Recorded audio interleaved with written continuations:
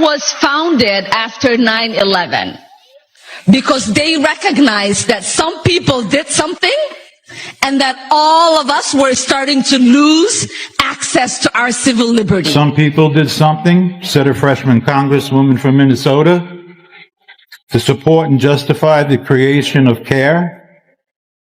Today I am here to respond to you exactly who did what to whom. Madam, objectively speaking, we know who and what was done. All right, guys, let's rewind history for a second. In the aftermath of 9/11, as the nation struggled to heal, one organization emerged from the chaos, claiming its mission was to defend civil liberties. But years later, Ilhan Omar stood before cameras and uttered the words that would ignite a political firestorm. Some people did something. The nation froze. For countless Americans, those words weren't just insensitive. They cut like a knife through the memory of nearly 3,000 souls lost.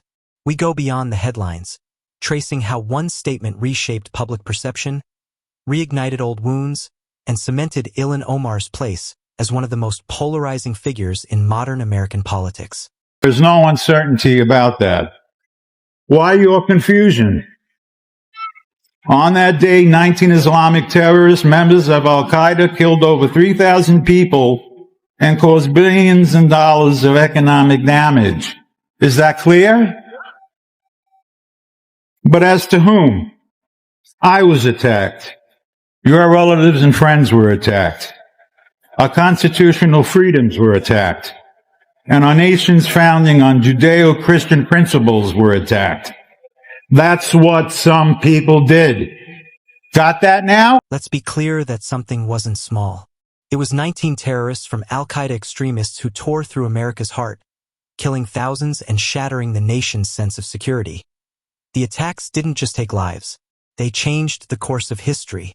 And yet, Ilhan Omar's words seemed to downplay it all, as if the horror could somehow be softened or rewritten. The backlash was instant and fierce. For many Americans, this wasn't about politics. It was about patriotism, remembrance, and respect for the fallen. The outrage became a national reckoning. How could an elected leader speak so casually about the darkest day in modern history? That single question became the spark that set off a firestorm still burning years later. Speaker, pursuant to Clause 2A.1 of Rule 9, I seek recognition to give notice of my intent to raise a question of the privileges of the House. The form of the resolution is as follows. Recognized. Censuring Representative Ilhan Omar of Minnesota. Whereas elected members of Congress take an oath to bear true faith and allegiance to the United States without any mental reservation or purpose of evasion. Fast forward to the halls of Congress, where the name Ilhan Omar once again echoed no longer as a symbol of progress, but as a lightning rod of controversy. The chamber sat in tense silence as lawmakers prepared to cast judgment. A representative from Georgia rose, invoking the rules of the House. Then, with deliberate precision, she began to read, censuring Representative Ilhan Omar. The air thickened. Every word that followed landed like a blow. Accusations of betrayal, divided loyalty, and moral treason. This wasn't just another political skirmish. This was personal. The chamber had become a battlefield of ideals, and Omar stood at the center of it all. Whereas Representative Ilhan Omar took an oath of allegiance to the United States upon becoming a citizen, declaring, I absolutely and entirely renounce and abjure all allegiance and fidelity to any foreign prince, potentate, state, or sovereignty, of whom or which I have heretofore been a subject or citizen. Whereas on January 27, 2024, Representative Omar gave remarks at an event in Minneapolis in which she made treasonous statements. The resolution carried the weight of a sacred covenant. The oath sworn by every elected official to defend the Constitution and protect the United States. Yet, the accusations against Ilhan Omar cut far deeper than a simple breach of duty. Lawmakers alleged that during a January 2024 speech in Minneapolis, she pledged loyalty not to America, but to Somalia, a charge that instantly transformed a political dispute into a crisis of national identity. The audience reportedly erupted in applause, hearing her words as a celebration of heritage and global influence. But in Washington, the reaction was electric and explosive. Lawmakers and analysts seized on her alleged statement that the U.S. government would follow Somali orders, framing it as a declaration that struck at the heart of American sovereignty.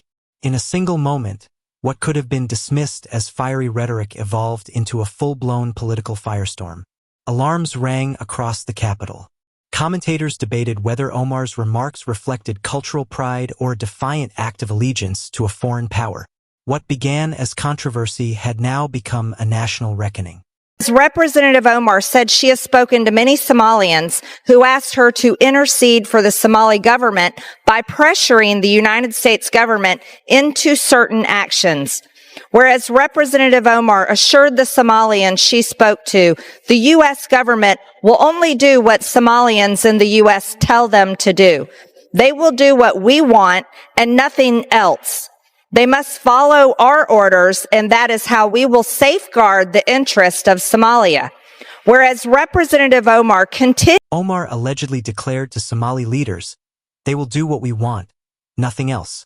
The words detonated through the nation like a political earthquake, raising alarms about control, influence, and whether foreign interests had found their way into the heart of America's government.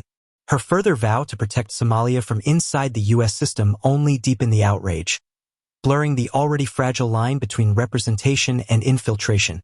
Within hours, her remarks became the subject of a national autopsy dissected by pundits, replayed on every network, and debated in congressional corridors. Democrats and Republicans alike were forced to confront a question that cut to the core of identity itself. In a nation built on diversity, where does cultural pride end and divided loyalty begin? Omar's words had transcended politics, igniting a firestorm of anxiety over allegiance, belonging, and the shifting boundaries of patriotism in modern America. For as long as I am in U.S. Congress, Somalia will never be in danger. Its waters will not be stolen by Ethiopia or others. Sleep in comfort knowing I am here to protect the interest of Somalia from inside the U.S. system. Whereas George Washington warned in his farewell address of 1796. Then came an unexpected turn, not from Ilhan Omar herself, but from the echoes of America's past. The resolution invoked the distant voice of George Washington, lifting a passage from his farewell address, a solemn warning about the dangers of divided loyalty and false patriotism. As the words, "The name American must always come before any other," echoed through the chamber. They landed like a verdict, not a quotation. The air thickened. History itself seemed to lean in, reminding every lawmaker that allegiance was not a spectrum, but a standard dot. It was more than symbolism. It was judgment. Washington's voice, summoned across centuries, became both weapon and warning. And in that charged silence, the message was clear. The line between heritage and allegiance had been redrawn. According to the narrative now taking hold, Ilhan Omar stood on the wrong side of it, forever marked by the moment when the ghosts of the founding fathers were invoked to question her very belonging. Guard against the impostures of pretended patriotism, and further declared citizens by birth or choice of a common country. That country has a right to concentrate your affections. The name of American, which belongs to you in your national capacity, must always exalt the just pride of patriotism more than any appellation derived from local discrimination. By this point, the language of the resolution had hardened from accusation to conviction. It no longer implied. It declared Ilhan Omar, it stated, had violated her oath and acted as a foreign agent. In that instant, the hearing ceased to be a political reprimand and became something far larger, a symbolic trial over loyalty, allegiance, and the limits of freedom within America's own house of power. For Congress, it was a moment steeped in history and theater, a line etched deep into the marble between dissent and betrayal. To her supporters, it was a show trial, a weaponized spectacle meant to silence a woman who dared to challenge the establishment. To her critics, it was overdue accountability, a defense of national integrity in an age of blurred loyalties. But no matter where one stood, the the truth was undeniable.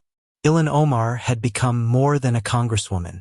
She was now a lightning rod, a name that ignited arguments about patriotism, identity, and the perilous state of American democracy itself. Whereas these statements by Representative Omar clearly violate the oath she took as an elected member of Congress to defend and protect the United States Constitution. Whereas Representative Omar has exhibited the treasonous tendencies George Washington warned about, and her actions must be condemned by all members of Congress who adhere to the oath they took upon assuming office. And whereas by openly admitting her efforts to advance Somalia's interests, she has, according to the resolution, placed the welfare of a foreign nation above that of the United States, betraying the foundational trust granted to every public servant. The chamber grew silent as the clerk's voice carried the words across the floor. Each were as striking like a gavel, each line crafted to leave no room for ambiguity or mercy. It was language not of speculation, but of judgment. For some, the moment marked a defense of national honor. For others, it felt like a public crucifixion. The resolution's tone echoed the intensity of wartime rhetoric, invoking patriotism as both shield and sword. With every clause, it drew a sharper contrast between what it claimed was loyalty and what it branded betrayal, leaving no middle ground for nuance or redemption. In that silence, as the weight of the accusations hung over the hall, the question wasn't merely about Ilhan Omar anymore. It was about what America demanded of its representatives and what it feared in them most. Next, using her position as a United States representative, Representative Omar has revealed herself to be a foreign agent acting on behalf of a foreign government. Now, therefore, be it resolved that Representative Ilhan Omar of Minnesota be censured. Representative Ilhan Omar forthwith present herself in the well of the House of Representatives for the pronouncement of censure. Representative Ilhan Omar be censured with the public reading of this resolution by the Speaker, and Representative Ilhan Omar be and is hereby removed from the Committee of the Budget and the Committee on Education and the Workforce. as the echoes of the gavel faded, the air inside the chamber felt heavier than before, as though the room itself understood the historical weight of what had just occurred. Omar stood motionless, absorbing the verdict that would define her legacy. Around her, the divide was unmistakable. On one side, solemn faces of those who believed they had safeguarded national honor. On the other, outrage and disbelief from colleagues who saw a dangerous precedent, one that blurred the line between dissent and disloyalty. Outside, the media frenzy exploded. Commentators clashed over the meaning of the censure. While social media split into wearing camps #StandWithOmar versus #ProtectAmerica, each claiming to defend democracy itself, the spectacle had transcended Congress.